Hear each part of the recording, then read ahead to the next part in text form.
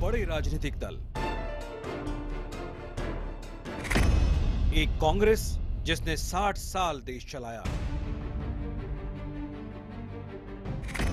दूसरा बीजेपी जो कांग्रेस के खिलाफ एक बड़ा विकल्प बनकर उभरा।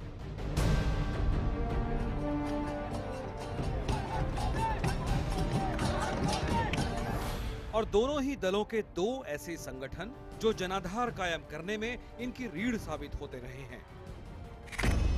कांग्रेस का सेवा दल और बीजेपी का आरएसएस।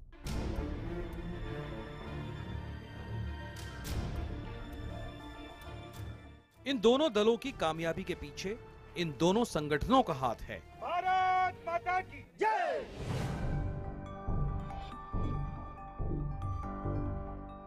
बीजेपी ने जहां आरएसएस को सर माथे बैठाकर रखा, हर दौर में संघ की सलाह मानी और उसके प्रचारकों की बदौलत सत्ता तक पहुंची।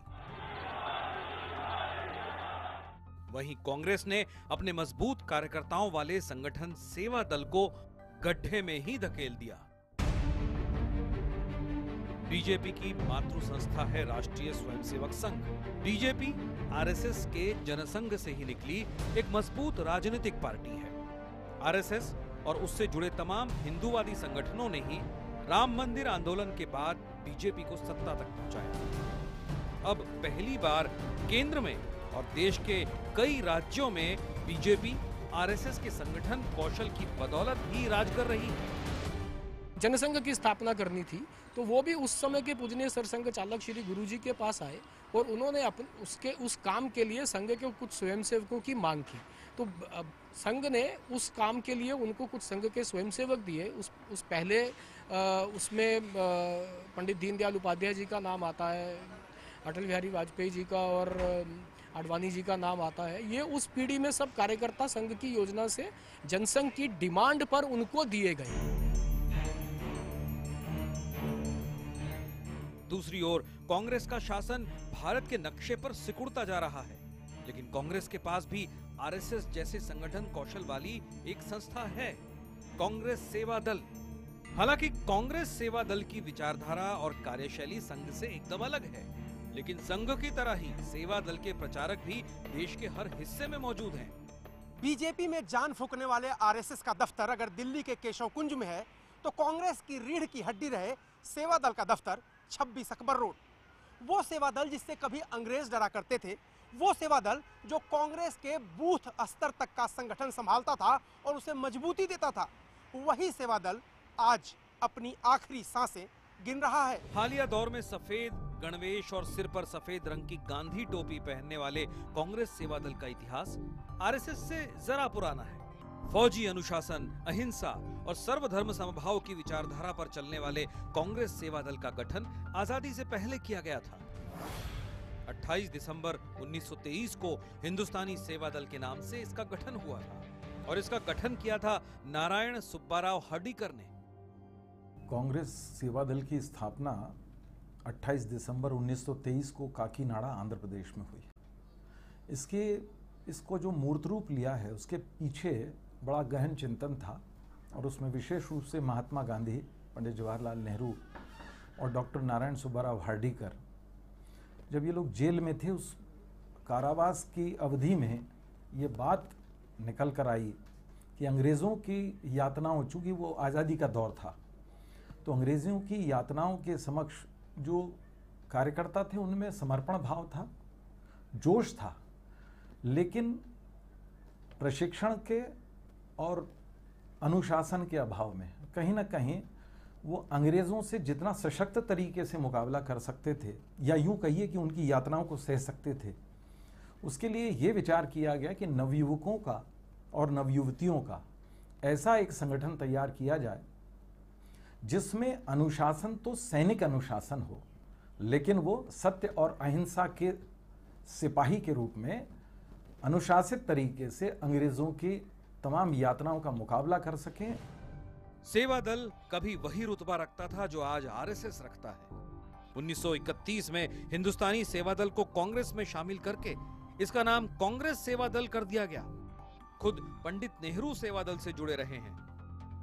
उसके फौजी अनुशासन की बानगी खुद कांग्रेस सेवा दल के अध्यक्ष भी बताते हैं। प्रथम अध्यक्ष पंडित जवाहरलाल नेहरू को कांग्रेस के एक अधिवेशन के दौरान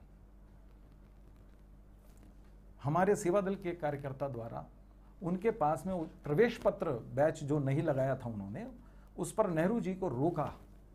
तब नेहरू जी ने ये प्रश्न किया कि क्या आप मुझे पहचानते नहीं हैं? तब उसने बड़ी विनम्रता से कहा कि नहीं सर, मैं आपको जानता हूं, आप पंडित जवाहरलाल नेहरू हैं और आप कांग्रेस के अध्यक्ष हैं और आप सेवा दल के भी अध्यक्ष हैं। तो उन्होंने कहा फिर मुझे क्यों रोक रहे हो? उन्होंने कहा देखिए, मैं इस अनुशासन से बंधा हुआ हूं कि जब तक आपके पास ये प्रवेश पत्र आपके यहाँ सीने पर न लगा होगा, मैं आपको प्रवेश देने में असमर्थ हूँ। लेकिन एक सैनिक की इन बातों को सुनकर देखिए, उस विराट व्यक्तित्व का इस समय कितने बड़े लोग हुआ करते थे। पंडित जवाहरलाल नेहरू के व्यक्तित्व का एक बड़ा उदाहरण है। पंडित नेहरू ने बड़ी विनम्रता से कहा कि हाँ, ये जो किसी ने बीच में टोकना चाहा तो पंडित जवाहरलाल नेहरू उनको रोका और कहा कि नहीं, मेरा बैच लेकर आओ। और वो प्रवेश पत्र उन्होंने अपनी छाती पर लगाया और उस स्वयंसेवक की तरफ देख करके कहा कि आप ये देख रहे हैं, क्या मैं अब प्रवेश पा सकता हूं? तो उसने उनको नियम अनुसार सैल्यूट किया और उसके बाद में उनको अंदर प्रवेश दिया। कांग्रेस में सेवा दल को फौजी अनुशासन और जज्बे के लिए जाना जाता था। इसका संगठनात्मक ढांचा और तौर तरीके सैन्य रहे हैं। एक जमाना था कि कांग्रेस में शामिल होने से पहले सेवा दल की ट्रेनिंग जरूरी होती थी। इंदिरा गांधी ने राजीव गांधी की कांग्रेस में एंट्री सेवा दल के जरिए ही कराई थी। नेहरू से लेकर राहुल गांधी तक सब सेवा दल को कांग्रेस का सच्चा सिपाही कहते रहे हैं। कांग्रेस के ये सच्चे सिपाही इन दिनों पार्टी की दुर्दशा और अपनी अनदेखी से उदास हैं। करना तो बहुत कुछ चाहते हैं पर कर नहीं पा रहे। सेवा दल की तर्ज पर ही बने राष्ट्रीय स्वयंसेवक संघ की लगातार बढ़ती ताकत इन्हें और बेचैन कर देती है। सेवा दल की नींव रखने वाले हार्डिकर और आरएसएस की स्थापना करने वाले हेडगेवार कभी दोस्त थे। 1923 में हार्डिकर ने सेवा दल की नींव रखी तो उसके 2 साल बाद यानी 1925 में हेडगेवार ने आरएसएस का गठन किया। लेकिन अपने लंबे संघर्ष के इतिहास के बावजूद सेवा दल अब एक रस्मी संगठन बन के रह गया है। कांग्रेस के उत्सवों के दौरान वर्दी पहन के खड़े रहने के अलावा सेवा दल के पास कोई काम नहीं बचा है। वहीं दूसरी तरफ आरएसएस बूथ स्तर पर बीजेपी को मजबूत बनाने में लगा हुआ है। जो स्वतंत्रता आए और स्वतंत्रता आकर के टिके तो पूरी सोसाइटी को, एंटायर सोसाइटी को ऑर्गेनाइज करने के लिए कोई एक संगठन होना चाहिए। इस कारण से और हिंदू राष्ट्र के परम वैभव के लिए काम करना चाहिए, क्योंकि इस देश का मूल विचार हिंदू विचार है, राष्ट्रीय विचार वही है। इस कारण से राष्ट्रीय स्वयंसेवक संघ की स्थापना हुई।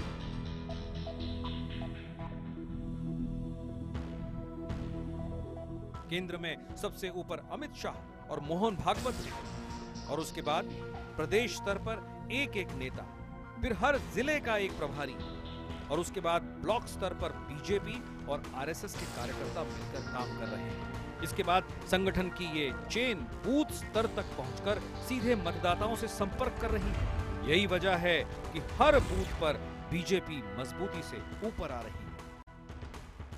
सेवा दल की ताकत का अंदाजा आप इसी बात से लगा सकते हैं कि सरदार वल्लभ भाई पटेल ने गांधी जी से कहा था कि अगर ताकतवर सेवा दल को कांग्रेस में नहीं मिलाया गया तो वो एक दिन कांग्रेस को ही निगल जाएगा। सेवा दल के कांग्रेस में मिलाए जाने के बाद 1969 में इसकी अनदेखी होनी शुरू हो गई।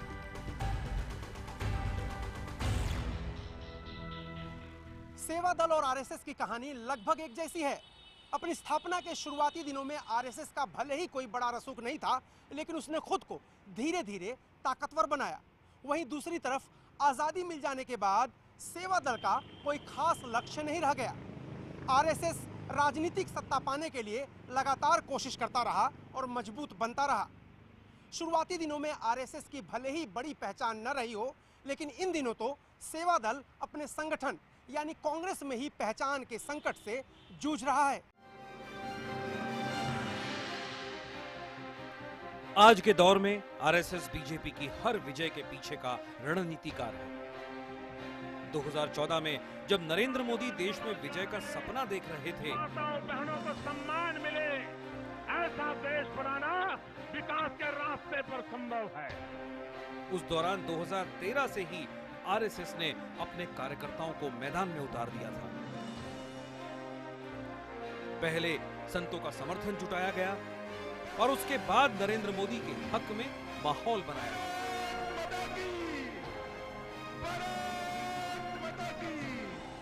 बाकी सब जो अनुसांगिक संगठन है उनका काम बढ़ रहा है, तो उसका एक नेट इफेक्ट या नेट उसका जो एक क्या कहना चाहिए उसको, एक उसका जो एक लाभ है वो भाजपा को मिल रहा है, क्योंकि भाजपा इस विचार के नजदीक है जिस विचार को संघ और संघ के बाकी सब संगठन लेकर के चल रहे हैं। न मुझे किसी ने भेजा है, न मैं यहाँ आया हूँ, मुझे तो गंगा ने बुलाया है। 2014 की जीत के बाद बीजेपी और संघ ने पीछे मुड़कर नहीं देखा और बीते 36 महीनों में संघ की रणनीति की बदौलत बीजेपी ने 9 राज्यों में चुनाव जीते। उत्तर से पूर्वोत्तर तक बीजेपी अपना परचम फहराने में कामयाब रही। 2017 में उत्तर प्रदेश में बीजेपी को प्रचंड बहुमत दिलाने के पीछे भी संघ की ही रणनीति काम कर रही थी। 2014 का लोकसभा चुनाव जीतने के बाद ही संघ ने यूपी विजय का खाका खींचना शुरू कर दिया था। इस काम में संघ से जुड़े कई संगठन भी लगे हुए थे। संघ के साथ ही विश्व हिंदू परिषद, बजरंग दल, एबीवीपी, दुर्गा वाहिनी, शिक्षक संगठन, किसान संघ, मजदूर संघ, सेवा भारती सहित कई संघ के अनुषांगिक संगठन यूपी में काम कर रहे थे। मतदान के दौरान हर बूथ पर एक स्वयंसेवक को तैनात किया गया। हर विधानसभा पर संघ ने अपना एक प्रभारी तैनात किया। इन सब ने केंद्र की योजनाओं को जन जन तक पहुंचाया। साथ ही विपक्षियों के प्रचार को धरातल पर ही हरा दिया गया। संघ इस समय विस्तारवादी नीति पर आगे बढ़ रहा है। बीजेपी अध्यक्ष अमित शाह और संघ के एजेंडे में सबसे ऊपर पश्चिम बंगाल और केरल है। संघ चाहता है कि पश्चिम बंगाल में मुस्लिम तुष्टीकरण के खिलाफ हिंदू वोटों को एकजुट किया जा सके।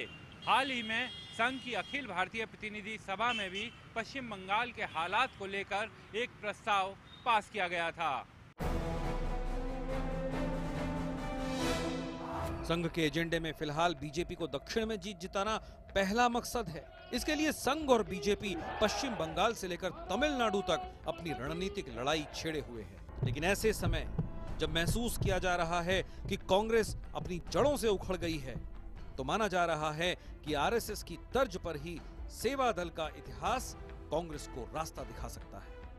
कांग्रेस और जनता के बीच सेवा दल एक पुल की तरह काम करता था। आज भी सेवा दल के ज्यादातर कार्यकर्ता मध्यम वर्ग से आते हैं और वो इस वर्ग की नब्ज को पहचानते हैं। अगर सेवा दल के सुझावों पर कांग्रेस गंभीरता से अमल करे तो संगठन को अब भी मजबूत बनाया जा सकता है। फिलहाल कांग्रेस की इकलौती उम्मीद राहुल गांधी है। राहुल गांधी के कुछ करीबी युवा नेता कांग्रेस के दिग्विजय सिंह और गुलाम नबी आजाद जैसे कुछ बुजुर्ग नेता ही पार्टी की रणनीतियां बनाते आ रहे हैं। लेकिन जमीनी स्तर पर कांग्रेस की जड़ें उखड़ चुकी हैं। आज के दौर में यूथ कांग्रेस और एनएसयूआई से आए लोगों की कांग्रेस में कूच है। 1984-85 से ही ऐसे लोगों का बोलबाला बढ़ता चला गया है और सेवा दल के सच्चे सिपाही दरकिनार कर दिए जाते रहे हैं। हिमाचल का बहुत महत्वपूर्ण है, 2 तरीके से महत्वपूर्ण। एक तो कांग्रेस मुक्त भारत करना है, तो ये हिमाचल एक रह गया है जहां से अभी कांग्रेस को उखाड़ कर फेंक देना बाकी है। बीजेपी कांग्रेस मुक्त भारत का सपना अगर देखती है तो इसकी जिम्मेदार खुद कांग्रेस है। कांग्रेस का सेवा दल जैसे मजबूत संगठन को निष्क्रिय करना ही बीजेपी के कांग्रेस मुक्त भारत वाले सपने की बुनियाद है।